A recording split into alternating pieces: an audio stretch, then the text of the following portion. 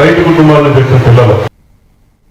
తిరుపతి జిల్లా రైల్వే కోడూరు నియోజకవర్గంలో స్థానిక రాజు కన్వెన్షన్ హాల్లో కమిటీ ఏర్పాటు చేయడం జరిగింది.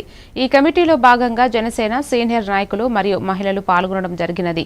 కానీ మాకు ఎలాంటి విలువ ఇవ్వలేదని, పార్టీ నాయకుడికి పూర్తి సమాచారం అందిస్తామని చెప్పి జన సైనికురాలు సింగిరి శివమ్మ, జన సైనికులు దేగల మహేష్ ఆవేదన వ్యక్తం చేశారు.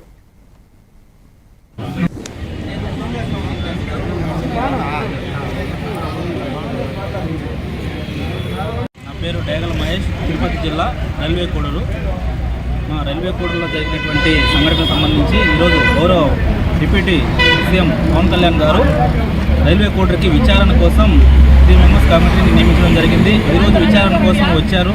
అందరూ కూడా మమ్మల్ని కూడా లోపలికి పంపించాలని అక్కడ కొన్ని విచారణ అయితే జరుగుతూ ఉంది. గౌరవ డిప్యూటీ ముఖ్యమంత్రి గారు ఈ యొక్క సమాచారాన్ని తీసుకొని శీఘ్రంగా దీన్ని క్లుప్తంగా వివరించి అందరికీ న్యాయం జరిగేలా చేయాలని చెప్పేసి ఆయన కోరుకుంటున్నాము. ఏది ఏమైనా రైల్వే కోడూరుకి న్యాయం జరగాలని చెప్పేసి మేము మనస్ఫూర్తిగా కోరుకుంటున్నాము. ఉన్నటువంటి అభివృద్ధిని కూడా ఆయన దృష్టిలో పెట్టుకుని మరింత ముందుకు తీసుకెళ్లాలి.